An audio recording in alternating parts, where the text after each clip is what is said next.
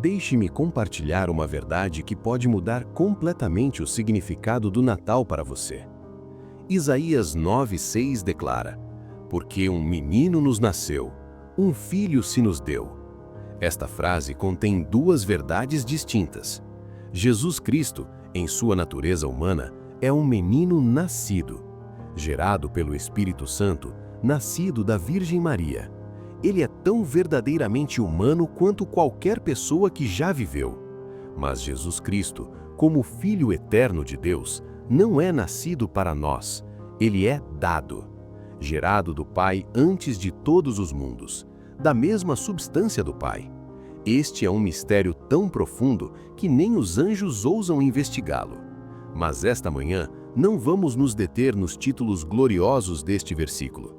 Não falaremos do maravilhoso conselheiro, do Deus forte, do Pai da eternidade ou do Príncipe da paz. Hoje, toda a força da nossa meditação está em duas pequenas palavras: para nós. Para nós nasceu um menino. Para nós se deu um filho. A pergunta que vai determinar sua eternidade é esta: é verdade que este menino nasceu para você? Você tem interesse pessoal na criança que jaz na manjedoura de Belém? Você pode dizer que ele é seu Salvador? Que ele trouxe boas novas para você? Que você pertence a ele e ele pertence a você? Fique comigo até o final. Vou lhe mostrar 4 provas bíblicas de que você verdadeiramente nasceu de novo. E no final, você receberá 3 disciplinas espirituais práticas para confirmar sua vocação e eleição. A pergunta mais importante: é assim com você? Que um menino nasceu em Belém é um fato histórico. Não uso argumentos para provar isso. Recebemos como verdade mais estabelecida do que qualquer outra na história. Que o Filho de Deus foi dado ao mundo também é verdade inquestionável. Deus amou o mundo de tal maneira que deu seu Filho unigênito. Mas aqui está a questão de investigação ansiosa. Este menino nasceu para você? Este filho foi dado a você? É um fato muito interessante que os melhores cristãos são frequentemente os mais perturbados por dúvidas sobre seu interesse em Cristo. Enquanto isso, homens que nunca se preocupam com esta questão são muitas vezes enganadores presunçosos que não têm parte nesta ação. Eu observei isso muitas vezes. As pessoas sobre quem eu tinha mais certeza eram justamente as que menos tinham certeza de si mesmas. Havia um homem piedoso chamado Simon Brown, um pastor em Londres nos tempos velhos. Ele ficou tão extremamente triste, tão deprimido de espírito, que finalmente concebeu a ideia de que sua alma havia sido aniquilada. Era inútil tentar convencê-lo de que tinha uma alma, mas o tempo todo ele estava pregando, orando e trabalhando como um homem que tinha 2 almas ao invés de nenhuma. Quando pregava, seus olhos derramavam rios de lágrimas. Quando orava, havia fervor divino em cada petição. Assim acontece com muitos cristãos. Eles parecem ser a própria imagem da piedade. Sua vida é admirável e sua conversa é celestial, mas estão sempre clamando: será que amo o Senhor? Sou dele ou não sou? Os melhores homens questionam, os piores homens presumem. Eu observei homens cujo destino eterno me causava sérias dúvidas, cujas inconsistências na vida eram claras e gritantes, falando sobre sua porção garantida em Israel, como se acreditassem que outros eram tão facilmente enganados quanto eles. Por que essa presunção? Deixe-me ilustrar.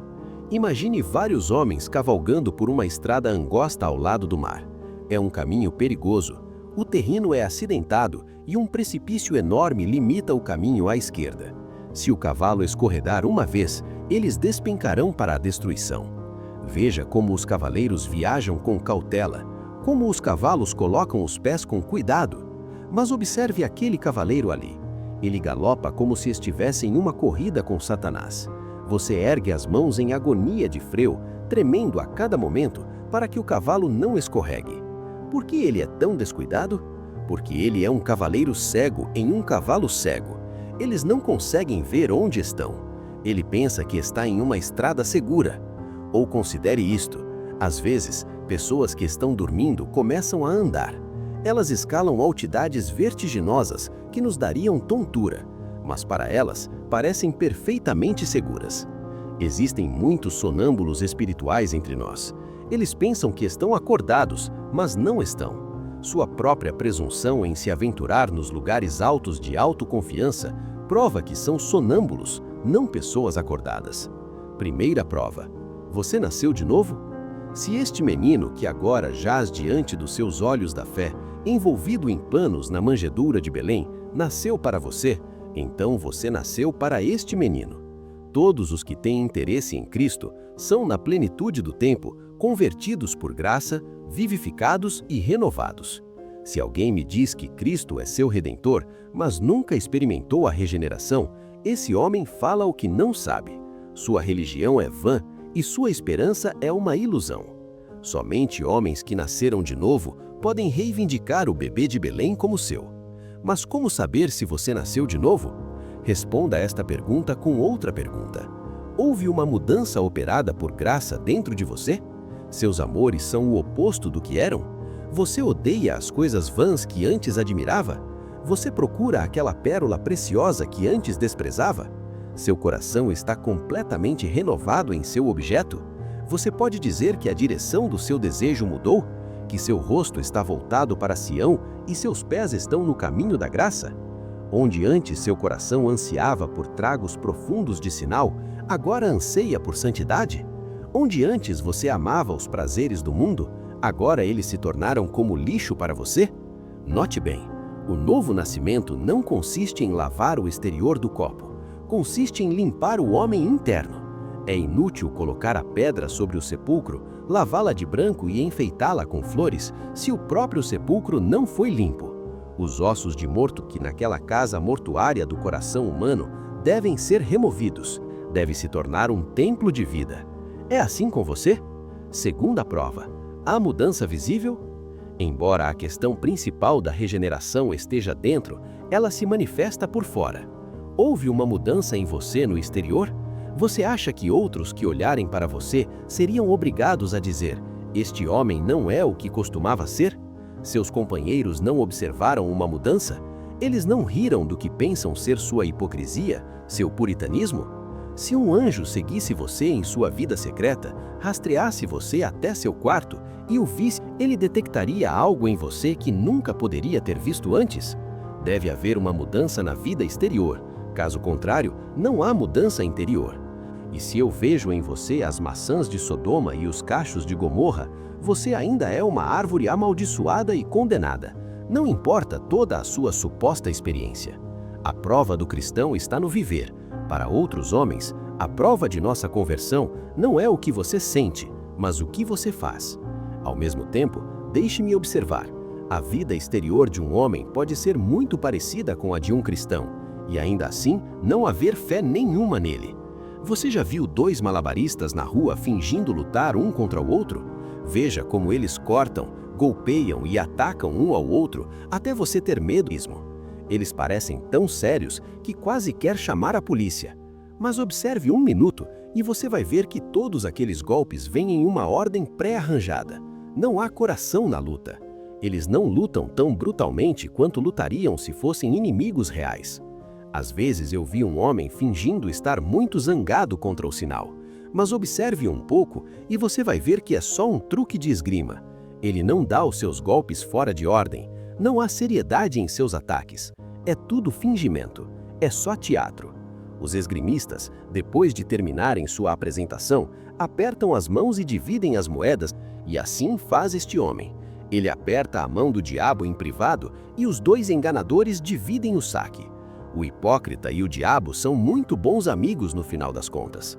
Tome cuidado para que sua vida exterior não seja mero teatro, que sua luta contra o sinal seja real e intensa, que você golpeie à direita e à esquerda como se quisesse matar o monstro. Então deixe seu like como um marco nesta jornada de autoexame.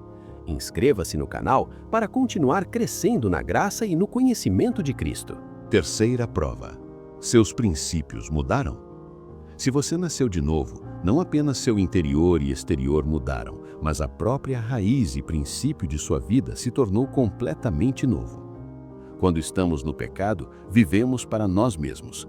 Quando somos renovados, vivemos para Deus.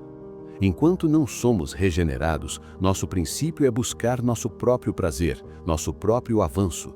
Mas o homem que não vive com um objetivo completamente diferente não nasceu verdadeiramente de novo. Mude os princípios de um homem e você muda seus sentimentos. Mude seus sentimentos e você muda suas ações. A graça muda os princípios. Ela coloca o machado na raiz da árvore. Ela não poda alguns galhos grandes. Ela não tenta alterar a seiva. Ela dá uma nova raiz. Ela nos planta em solo fresco. O eu mais íntimo do homem, as rochas profundas de seus princípios sobre as quais repousa um solo superficial de suas ações, a própria alma de sua humanidade é completamente mudada. Ele é uma nova criatura em Cristo. Mas alguém diz, eu não vejo razão para eu nascer de novo. Pobre criatura, é porque você nunca se viu a si mesmo. Você já se viu no espelho da palavra de Deus? Que monstro estranho você é! Você sabia que o homem, por natureza, tem o coração onde seus pés deveriam estar? Seu coração está fixo na terra quando ele deveria estar pisando nela. E mistérios ainda mais estranhos, seus calcanhares estão onde seu coração deveria estar. Ele está chutando contra o Deus do céu quando deveria estar colocando suas afeições nas coisas do alto. O homem, por natureza, quando vê mais claramente, só olha para baixo. Ele só consegue ver o que está abaixo dele, não consegue ver as coisas que estão acima. E, estranhamente, a luz do sol do céu o cega. Ele pede luz nas trevas. A terra é seu céu. Ele vê sóis em suas poças lamacentas e estrelas em sua imundície. Ele é, de fato, um homem virado de cabeça para baixo. A queda arruinou nossa natureza, que a coisa mais monstruosa na face da terra é um homem caído. Você não vê que precisa nascer de novo? Quarta prova. Você se tornou como criança? Se este menino nasceu para você, você é um filho. O homem cresce naturalmente da infância para a idade adulta. Mas na graça, os homens crescem da idade adulta para baixo, até a infância. E quanto mais perto chegamos da verdadeira infância, mais perto chegamos da imagem de Cristo. Não foi Cristo chamado de menino, mesmo depois de ter subido ao céu? Teu santo servo Jesus. Você pode dizer que foi transformado em criança? Você aceita a palavra de Deus exatamente como está, simplesmente porque seu Pai Celestial disse? Você está contente em crer em mistérios sem exigir que sejam explicados? Você está pronto para sentar na classe infantil e ser um pequenino? Você está disposto a se alimentar do leite puro da palavra, nunca questionando o que seu Senhor divino revela, mas crendo nele por sua própria autoridade? Mesmo que pareça estar acima da razão, abaixo da razão ou até contrário à razão? Se você não se converter e não se tornar como criança, este menino não nasceu para você. A menos que, como uma criança, você seja humilde, ensinável, obediente, satisfeito com a vontade de seu Pai Celestial, há séria questão sobre se este menino nasceu para você. Que visão agradável é ver um homem convertido e transformado em uma criancinha. Muitas vezes meu coração saltou de alegria quando vi um gigante incrédulo que costumava argumentar contra Cristo, que não tinha palavra ruim o bastante para o povo de Cristo, vir pela graça divina a crer no Evangelho.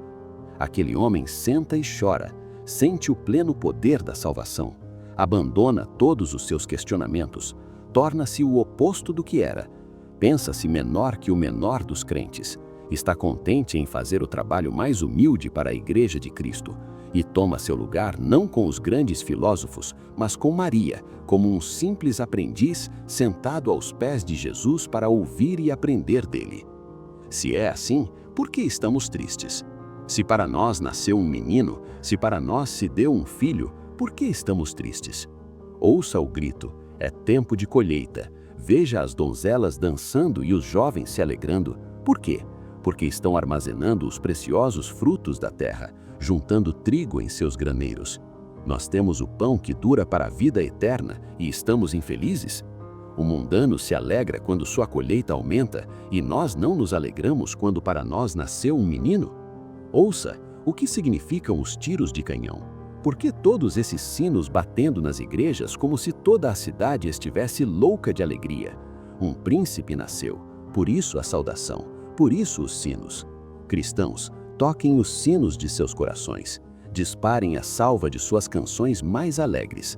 Para nós nasceu um menino, para nós se deu um filho. Dance meu coração, ressoem repiques de alegria. Ó gotas de sangue nas minhas veias, dancem todas vocês. Ó meus nervos, tornem-se cordas de harpa e deixem a gratidão tocá-los como dedos angelicais. Enxugue essa lágrima, pare esse suspiro, silencie essa murmuração. Que importa sua pobreza? Para você nasceu um menino.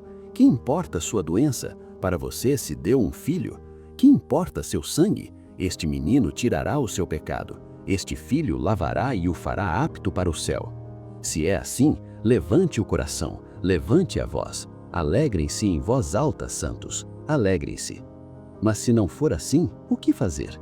Primeiro, confesse seus pecados. Não ao meu ouvido, não ao ouvido de qualquer homem.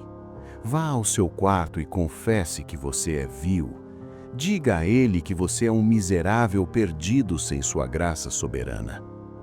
Mas não pense que há mérito na confissão. Não há nenhum. Toda a sua confissão não pode merecer perdão. Mas Deus prometeu perdoar o homem que confessa e abandona seu pecado. Imagine um credor com um devedor que lhe deve 1000 libras. Ele exige o dinheiro. O devedor diz: não devo nada. Esse homem será preso. Mas o credor diz: quero ser misericordioso. Faça uma confissão franca e perdoarei toda a dívida. O homem diz: reconheço que devo 200 libras. Não serve. Confesso que devo 500 libras. E aos poucos ele confessa que deve as 1000 libras. Há mérito nessa confissão? Não. Mas nenhum credor pensaria em perdoar uma dívida que não foi reconhecida. É o mínimo que você pode fazer: reconhecer seu pecado. Segundo, renuncie a si mesmo. Você tem descansado na esperança de que pode se tornar melhor e assim se salvar. Abandone essa fantasia ilusória. Você já viu o bicho de seda? Ele fia e fia e fia, e então morre onde fiou para si mesmo uma mortalharia. Suas boas obras são apenas uma fiação de mortalharia para sua alma morta. Você não pode fazer nada com suas melhores orações, suas melhores lágrimas, suas melhores obras para merecer a vida eterna. O cristão convertido lhe dirá que não consegue viver uma vida santa por si mesmo. Se o navio no mar não consegue se dirigir corretamente, você acha que a madeira no pátio do carpinteiro pode se juntar, se transformar em navio e navegar para a América? Abandone o eu. Risque uma linha preta através de toda a ideia do que você pode fazer. Terceiro, vá ao Calvário. Quando você confessou o seu pecado e abandonou toda a esperança de autossalvação, vá em meditação ao lugar onde Jesus morreu em agonia. Lá ele está pendurado. É a cruz do meio. Eu o vejo agora. Vejo seu pobre rosto emaciado, seu semblante mais desfigurado do que o de qualquer homem. Vejo as gotas de sangue ainda brotando ao redor de suas têmporas perfuradas, marcas daquela coroa de espinhos áspera. Vejo seu corpo nu, nu para sua chamança. Podemos contar todos os seus ossos. Veja lá suas mãos rasgadas pelo ferro bruto, seus pés dilacerados pelos pregos. Os pregos atravessaram sua carne. O peso de seu corpo afundou sobre seus pés e o ferro está rasgando sua carne. Ouça, a terra estremece. Ele clama: Eli, Eli, lama sabactani. Deus o abandonou. Sua alma está triste até a morte. Ouça de novo, ele clama: tenho sede. Deem-lhe água, mas não, seus assassinos o torturam, enfiam em sua boca vinagre misturado com fel. Por fim, ouça, pois aqui está sua esperança. Vejo inclinar sua terrível cabeça. O Rei do céu morre. O Deus que fez a terra se tornou homem, e o homem está a ponto de expirar. Ouça, ele clama: está consumado, e entrega o Espírito. A expiação está terminada. O preço foi pago, o resgate sangrento foi contado, o sacrifício foi aceito. Está consumado. Pecador, creia em Cristo. Lance-se sobre ele. Afunde ou nade, tome-o como seu tudo em tudo. Jogue agora seus braços trêmulos ao redor daquele corpo banhado. Sente-se aos pés daquela cruz e sinta as gotas do precioso sangue. Plano de ação espiritual. 3 disciplinas práticas. Se o Espírito tocou seu coração, não deixe este momento passar. Aqui estão 3 disciplinas para selar esta verdade em sua vida. Primeira disciplina, o autoexame diário. Reserve 5 minutos toda noite para responder honestamente. Hoje, vivi para mim ou para Cristo? Não seja vago. Identifique ações específicas. Onde buscou sua própria glória? Onde buscou a dele? Escreva em um caderno. Ao longo das semanas, você verá padrões. A graça verdadeira produz mudança visível ao longo do tempo. Segunda disciplina, a oração de rendição. Toda manhã, antes de qualquer atividade, diga em voz alta: Senhor, eu me entrego a Ti hoje. Tudo o que sou, tudo o que tenho é Teu. Usa-me para a Tua glória. Esta não é uma fórmula mágica, é uma declaração de princípio. Você está reafirmando que o objetivo da sua vida não é você mesmo, mas Cristo. Terceira disciplina, a confissão específica. Não confesse pecados em termos gerais. Deus não aceita confissões vagas. Nomeie o pecado. Senhor, hoje eu menti sobre isto. Hoje eu cobicei aquilo. Hoje eu negligenciei orar. A confissão específica é a prova de que você realmente vê seu pecado como Deus o vê. E agora, antes de irmos, se você não pode dizer, Ele me amou e se entregou por mim, de que vale todo o mérito de sua justiça? De que vale toda a plenitude de sua atuação? Pão na padaria é muito bom, mas se você está morrendo de fome e não pode alcançá-lo, você morre mesmo. Água no rio é muito boa, mas se você está no deserto e não pode alcançar o rio, o murmúrio da água serve apenas para atormentá-lo quando você morre. Melhor seria ter morrido pagão em terra distante do que viver onde o nome de Cristo é proclamado e descer ao túmulo sem interesse nele, sem ser lavado em seu sangue, sem ser vestido em sua justiça. Mas não precisa ser assim. Diga em seu coração agora: Ele é minha força e minha justiça, meu Jesus e meu tudo. Para continuar crescendo nesta fé preciosa, o vídeo que está aparecendo na sua tela agora é o próximo passo na sua jornada. Ele aprofundará o que você aprendeu hoje. Deixe seu like como um marco de compromisso. Inscreva-se para ser alimentado diariamente com a verdade que salva. Clique agora e continue caminhando com Cristo. A graça de nosso Senhor Jesus Cristo, o amor de Deus e a comunhão do Espírito Santo sejam com você para sempre. Amém e amém.